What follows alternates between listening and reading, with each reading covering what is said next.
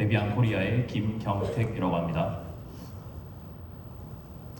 오늘 발표는 기술적인 발표보다는 오픈소스 커뮤니티를 운영하면서 이제 어떤 행사를 주최하거나 주최하게 되실 분들을 위해서 정보를 공유하기 위해서 발표를 준비했고요.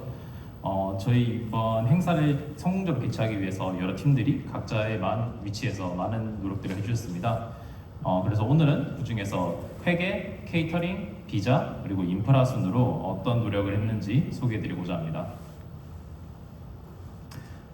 발표에 앞서서 일단 데브컨프가 어떤 행사인지에 대해 간단히 소개하며 시작하도록 하겠습니다.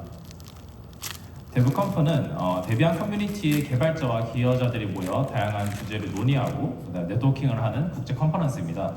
원래 이번 데브컨프 24는 이스라엘에서 개최될 예정이었으나 이스라엘 하마스 전쟁 상황으로 인해서 진행이 불가능할 것으로 판단 내려졌고 대체 입찰이 진행되어서 이번 한국 부산에서 개최하는 것으로 결정되었습니다.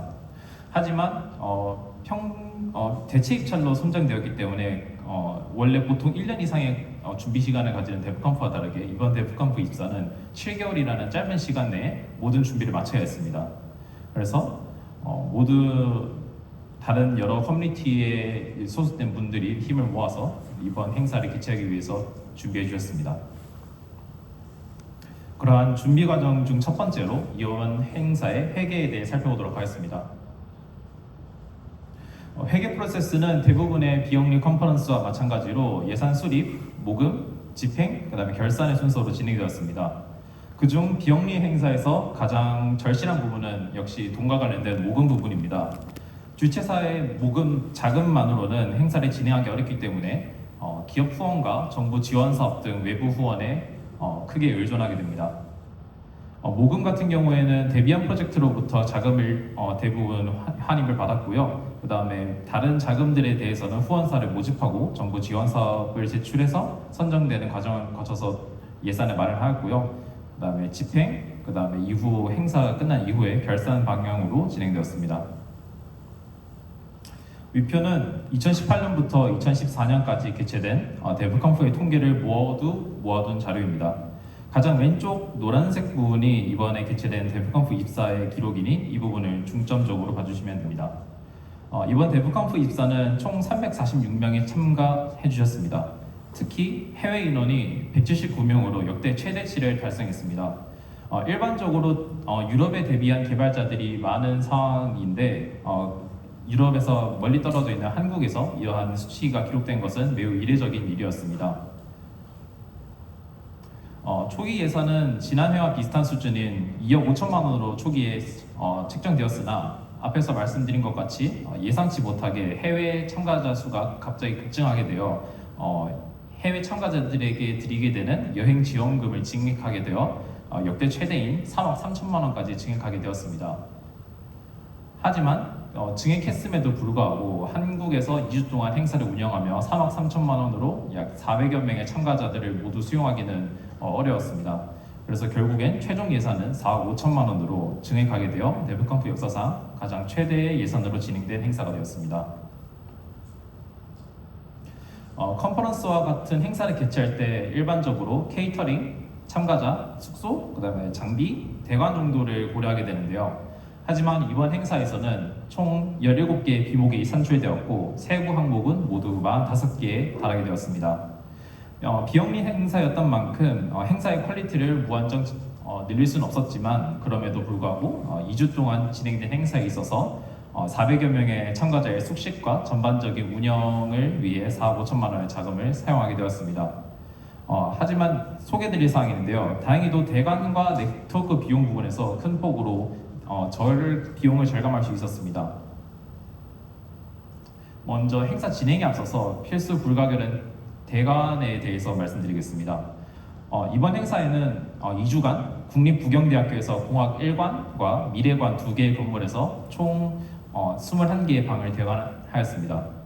대관 비용은 원래대로라면 1억 2천만 원이었습니다만 저희는 부경대학교와 공동 주관으로 행사를 진행할 수 있는 여건이 마련되어 765만 원으로 획기적으로 비용을 줄일 수 있었습니다.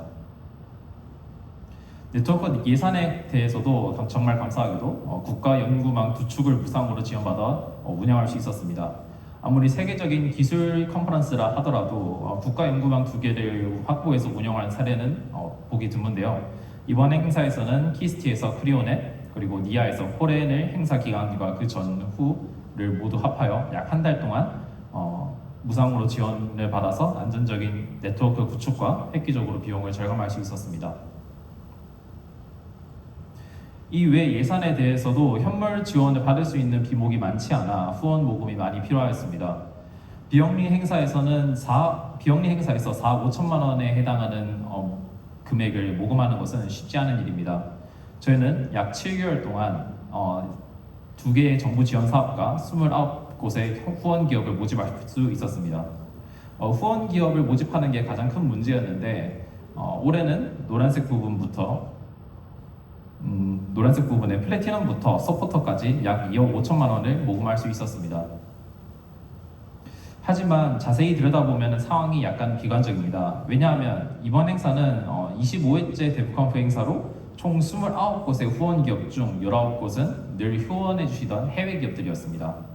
그러나 신규 후원 기업의 해외 기업 같은 경우 단 2곳이었습니다.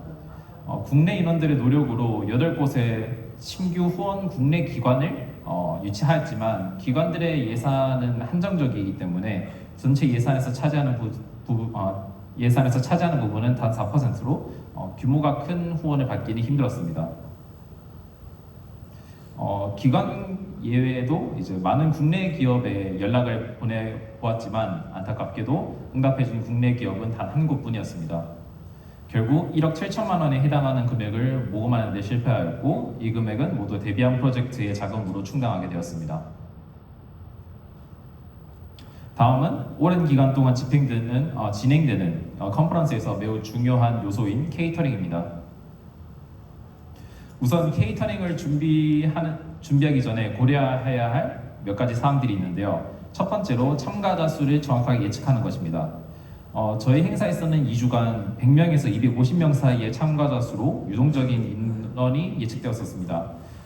정확한 인원이 예측이 어려워지면 식사 준비에도 차질이 생길 수 있기 때문에 이 부분은 매우 중요한 부분입니다. 그리고 두 번째로 음식 선택입니다. 참가자들마다 식습관이 모두 다르기 때문에 비건, 그다음에 할랄 등 다양한 음식에 대한 대응이 필요하였고 모든 참가자들이 만족할 수 있도록 다양한 식사를 준비하는 것이 매우 필수적이었습니다. 마지막으로는 서빙 방법을 선택하는 것입니다. 뷔페식, 그다음에 이동급식형, 그다음에 파티형 등 여러 방식이 있었는데 각 방식마다 여러 가지 각각의 장점들이 존재하기 때문에 여러 차례의 미팅을 통해서 저희는 그나마 가장 최적의 방법을 수립하는 데 노력하였습니다. 하지만 앞서 말씀드린 것 같이 데브컨프는 비영리 컨퍼런스이기 때문에 예산이 매우 한정적입니다. 품질과 비용 사이에서 적절한 균형을 찾는 것이 중요했습니다. 슬라이드에서 보시다시피 다양한 요구사항들이 있었습니다. 예를 들면 에피타이저, 어떠한 식습관에 대응, 그런 다양한 메뉴 이러한 것들을 모두 요구사항을 지키기에는 현실적으로 불가능했습니다.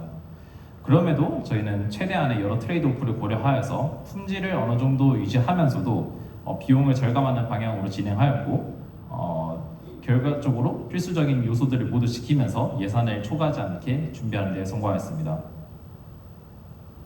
하지만 이러한 철저한 준비에도 불구하고 다양한 컴플레인들이 현장에서 제기되었습니다. 예를 들면은 외국인 분들 같은 경우에는 스틱 커피는 맛이 없다, 커피는 직접 원두를 타서 내려서 마셔야 된다라고 주장하시는 분들도 있었고 떡볶이가 맵지 않다, 한국 떡볶이는 무조건 매워야 된다라고 제기하시는 분들도 있었습니다. 이러한 개인적인 식습관 그리고 알레르기 문제도 제기되었고요.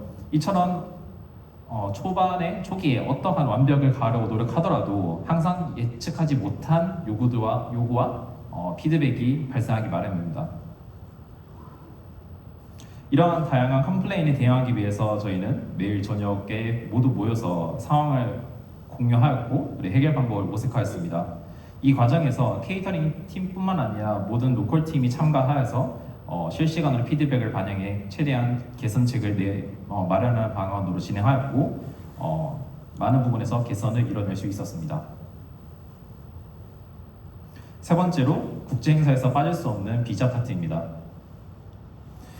국제 행사이다 보니 전 세계 여러 나라에서 참석자가 모였고 그로 인해 한국 입국을 위한 비자 지원이 필요한 참가자들이 필연적으로 많이 발생하였습니다. 비자는 각 나라의 지역별 관할 공간마다 요구 서류가 다를 뿐만 아니라 서류 준비와 제출 방법도 매우 까다로운 편입니다. 또한 비자 지원을 요청한 참가자에 대한 사전에 신분 확인 절차도 필요하였습니다. 이 과정에서 여러 행정 처리에 대한 많은 인력이 투입되었습니다. 이러한 복잡한 과정을 최소한으로 하기 위해서 비자 지원 양식을 제작하고 효율적인 프로세스를 수립하게 되었습니다. 이를 위해서 다음과 같이 웹사이트 데브컴프 홈페이지에 비자 지원 양식을 제출할 수 있도록 홈페이지 시스템을 구축하였고 행정 처리를 위한 데이터를 정확하게 수집하여 빠르게 처리할 수 있었습니다. 그리고 홈페이지를 통하지 않더라도 이제 이 업무를 관리하시는 분들의 경우에는 각 요청의 진행 사항을 대비한 살사라 불리는 길랩 이슈 보드에 등록하여서 체계적으로 관리할 수 있었고 이러한 시스템과 프로세스 덕분에 이번 행사에서 총 63건의 비자 지원 양식을 원활하게 접수하여서 처리할 수 있었습니다. 마지막으로 설명드릴 인프라입니다. 글로벌 규모의 행사에 있어서 안정적인 네트워크와 인프라 구축은 빼놓을 수 없는 매우 핵심 기반이라 말씀드릴 수 있겠습니다. 데브컴프 입사에서는 2주간의 긴 행사 기간 동안 400여 명의 참석자가 다양한 기술 세션과 그다음에 활동에 참여할 수 있도록 안정적인 신뢰할 수 있는 인프라를 구축하려고 많은 노력을 기울였습니다. 저희는 초기에 전달받은 인프라 요구 사항을 베뉴 스폰서인 부경대학교의 인프라를 활용하여서 충족시키고자 하였습니다. 데브컴프는 여러 장소에서 진행되는 세션을 모두 실시간으로 행사장 인하우스 시스템으로 인코딩해서 비디오 팀이라는 룸 공간에서 스트리밍하기 때문에 행사장의 모든 공간이 하나의 네트워크로 묶여 있어야 했습니다. 또한 참가자들이 인터넷을 통해서 외부의 리소스, 통신을 위한 SSH와 같은 프로토콜을 사용할 수 있어야 했고 높은 네트워크의 대역폭도 필수적으로 요구되었습니다. 하지만 다음에 설명드릴 이유로 직접 인프라를 결국엔 구축하게 되었습니다. 일단 기존에 설치된 네트워크 장비를 활용해 개별 네트워크를 구성하려고 하였으나 부경대학교의 학내망 시스템인 나트와 충돌될 우려가 있었고 그리고 학내망의 기존 정책상 특정 프로토콜, SSH와 같은 프로토콜들이 차단되어 있었습니다. SSH와 같은 프로토콜들은 직접 요청을 넣어서 차단을 해제할 수 있었지만 상황에 따라서는 저희가 예상치 못한 프로토콜이 차단되어 있을 수 있을 가능성도 있었기 때문에 학내망과 분리하는 것이 중요하다고 판단되었습니다. 그리고 기존에 설치되어 있는 학내망 인프라 같은 경우에도 저희가 요구로 하는 10기가 이상의 네트워크 대역폭이 제공되지 않았습니다. 그래서 결국에는 저희는 다음과 같이 인프라를 새로 설치하도록 결정을 내렸습니다. 전산원에 저희가 준비한 라우터를 연결하여서 코렌과 크리오넷을 연결하고 그 다음에 건물 간의 연결을 기존에 설치되어 있는 광을 사용하여 연결하고 건물 내에서는 저희가 모든 인프라 라인을 설치하여서 네트워크를 구상하도록 하였습니다. 그리고 네트워크 스위치, 라우터, AP, 광 케이블들 대부분의 물리 계층을 저희가 직접 설치하였습니다. 다음 사진들은 네트워크 구성도에 따라서 설치된 인프라와 설치 과정에서 촬영된 현장 사진입니다. 설치 과정도 쉽지 않았지만 가장 큰 문제는 라우터였습니다. 저희는 최소한의 비용을 가지고 최대한의 아웃풋을 만들기 위해서 여러 중고 장비를 임대하여서 인프라를 구축했습니다. 하지만 크리오넷과 코렌에서 각각 100기가의 회선을 지원받았음에도 불구하고 이를 처리할 수 있는 라우터를 임대하지 못하였습니다. 결국에는 이를 해결하기 위해서 저희는 직접 라우터를 리눅스를 활용하여서 제작하기로 결정하였습니다. 중고로 렉 서버를 임대한 이후에 여기에 필요로 하는 광 랜카드를 지원받아 장착하였고 그리고 데비안 기반의 VYOS라 불리는 네트워크 OS를 설치하여서 라우터를 구상하였습니다. 데비안 리눅스 기반인 VYOS에 커널 파라미터를 수정하여서 파라미터를 수정하는 여러 튜닝 과정을 거쳐서 키스티 대전 본원과 연결해서 아이퍼프 기준으로 80기가의 대역폭을 보장하는 데 성공하였고, 이렇게 구성된 라우터를 통해서 여러 개의 VLAN을 생성한 이후에 망분리를 시행하여 데브컴프 네트워크 전체 행사장에 안정적으로 인프라 구축에 성공하였습니다. 이렇게 데브컴프를 성공적으로 개최할 수 있었던 것은 다양한 분야의 팀들이 모두 각자의 자리에서 헌신해 주셨기 때문입니다. 오늘 발표 중에는 소개드리지 못했지만 위 모든 팀들에 대해서도 진심으로 감사를 드리며 이 분들의 헌신 덕분에 이번 행사를 안정적으로 원활하게 마무리할 수 있다고 생각합니다. 앞으로도 이러한 더 많은 오픈소스 행사들이 개최되기를 바라면서 이상으로 발표를 마치도록 하겠습니다. 감사합니다. 네, 김경필님 발표